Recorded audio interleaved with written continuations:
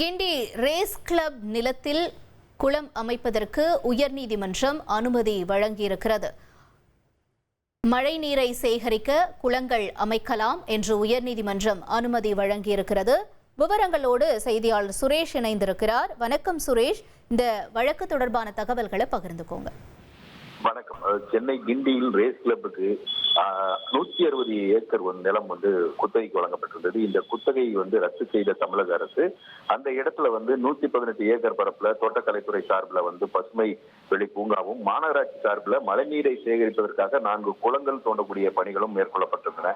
இதற்கு எதிர்ப்பு தெரிவித்து குத்தகையை ரத்து செய்ததை எதிர்த்தும் ரேஸ் கிளப் நிர்வாகம் தரப்புல உயர்நீதிமன்றத்தில் வழக்கு தொடரப்பட்டது. இந்த வழக்கை விசாரித்த தனி நீதிபதி இந்த குளங்கள் வெட்டுவது தொடர்பான அந்த விவகாரத்துல தற்போதைய நிலையை நீடிக்க வேண்டும் என்று உத்தரவு பிறப்பித்திருந்தார். இந்த உத்தரவை எதிர்த்து தமிழக அரசு தரப்புல மேல்முறையீடு செய்யப்பட்டிருந்தது. இந்த மேல்முறையீட்டு வழக்கு நீதிபதிகள் எஸ்.எம். சுப்பிரமணியம் மற்றும் முகமது சதீக் அடங்கிய அமர்வு விசாரித்தது. இந்த வழக்கை விசாரித்த நீதிபதிகள் சென்னையில வெள்ளத்தடுப்பு நடவடிக்கையாக மக்கள் நலன் கருதி இந்த ரேஸ் கிளப்ல 4 குளங்கள் அமைக்கப்பட்டிருக்கிறது. அதனால இந்த கிளப்புகளுக்கு சொந்தமான அந்த இடத்துல மழை நீரை சேகரிக்கும் வகையில குளங்கள் அமைக்கவும், சுற்றுச்சூழல் பூங்கா அமைக்கவும் அனுமதி அளித்து நீதிபதி உத்தரவிட்டிருக்கிறார். கடந்த 2015ஆம் ஆண்டு ஏற்பட்ட வெள்ளத்துல ஏற்பட்ட அந்த சேதங்கள் எல்லாம் சுட்டிக்காட்டிய நீதிபதிகள் இந்த கடந்த காலத்துல இந்த மழை வெள்ளத்தால் சென்னை பெரும் பாதிப்புகளை சந்தித்தது.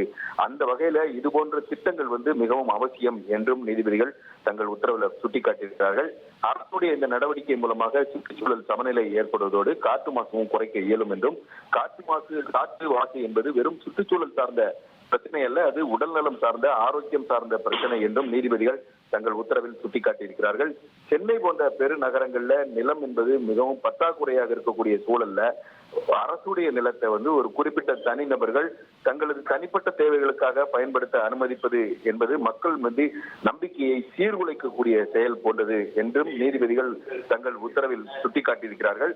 மேலும் இந்த தனி நீதிபதி உத்தரவை ரத்து செய்தும் நீதிபதிகள் உத்தரவிட்டிருக்கிறார்கள். உங்களுடைய தகவல்களுக்கு நன்றி சுரேஷ். இனி செல்லும் இடமெல்லாம் செய்தி. தந்தி டிவியின் வாட்ஸ்அப் சேனலை ஃபாலோ பண்ணினா செல்ல இருக்கும் இடமெல்லாம் செய்தி. இதோ QR கோட் இப்பவே ஸ்கேன் பண்ணுங்க, ஃபாலோ பண்ணுங்க.